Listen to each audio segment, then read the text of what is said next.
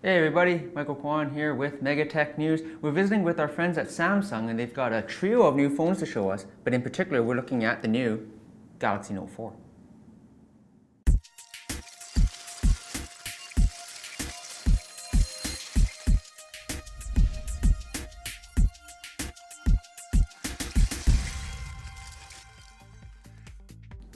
One of the common complaints that people had about Samsung phones was they feel very plasticky and they wanted to have something that felt a little more premium. So what Samsung has done is they've introduced something they call the Galaxy Alpha. It's available now through Bell Mobility, and what it has is it's a metal band all the way around, and it's also a slightly smaller size. It's a 4.7-inch screen, 720p, so there are some trade-offs there. It's not waterproof like the S5 and so on, but from purely an aesthetic and how the phone feels kind of standpoint, the Galaxy Alpha is a different kind of product from Samsung, and it's addressing a particular part of the market.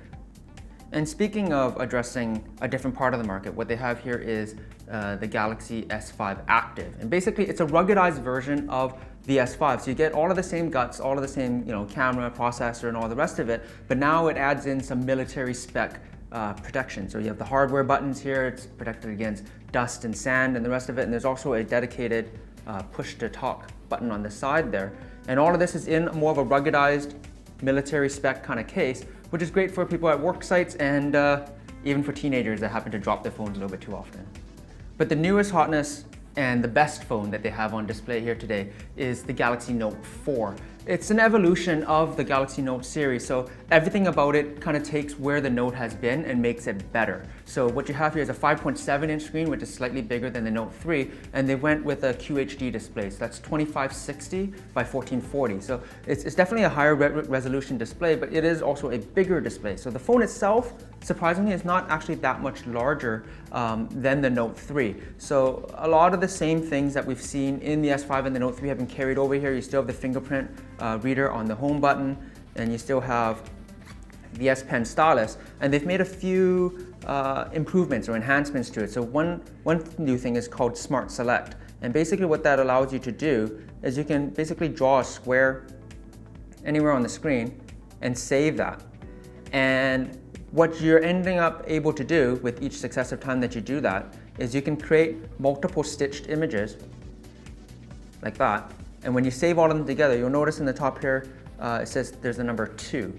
And what that means is that you have 2 of those screenshots saved there. And if you go into a note-taking application like Evernote, you'd be able to save all of those images in one note instead of saving them as separate notes, which I think is pretty useful.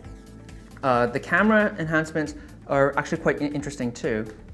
So I have it set up in the selfie mode right now, and part of the issue before with more and more people taking selfies is it's kind of awkward to touch the camera shutter button on the screen. So they've introduced a few different ways that you can activate the shutter without actually touching the screen. One of them is through a voice command, so you can say something like cheese and then it'll take a picture. But you also notice that there's still the heart rate monitor on the back here, and you can get that to activate the shutter instead. So when you're taking a picture of yourself, like so, you can just hold the heart rate monitor button and let go, and it takes a picture. That's pretty neat. The front-facing camera is 3.7 megapixels, and one additional mode that they have is something called the wide selfie. So basically what that does, it does a quick panorama for selfies, because the wide angle of the front camera sometimes isn't big enough to capture your whole group. So basically what you're able to do is just do a quick panorama of your group and save it as one picture, which is actually very useful. People want to have more of a premium feeling phone if they're going to be spending $200–300 on contract or upwards of $800 off contract. So Samsung has worked to make this feel a little more premium too. You do get the metal band all the way around so that it can protect against what has been known as Bendgate with a certain other company. And as you can see here, it's surprisingly sturdy, like it's really sturdy. So like I don't feel like bending at all. One issue that people have talked about with the Note 4 is something called Gapgate. And what that is basically like the small gap that's between the display and the bezel. And in our case here, I wasn't really able to fit my business card in there. So maybe it was just an issue with some of the first run units in Korea. Maybe it's something that develops over time, but it is in the user manual. So based on the unit that I have here, I didn't run into any issues with Gapgate.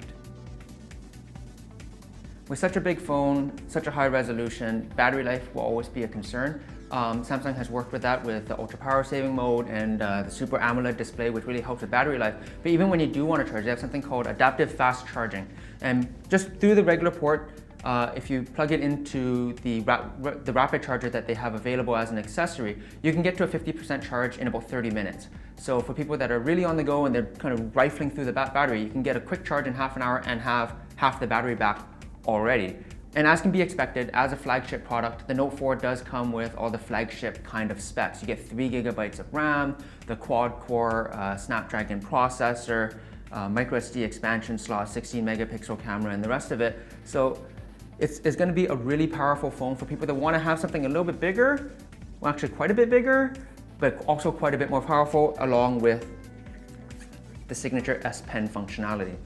Pre-orders on the Samsung Galaxy Note 4 should be starting very soon, and it'll be available through all of the major Canadian carriers starting on October 24th. And the Galaxy Alpha as well as the S5 Active are available now. Thanks for watching, and make sure you stay tuned because we'll have a full review of the Note 4 coming up very soon, and we'll catch you in our next video.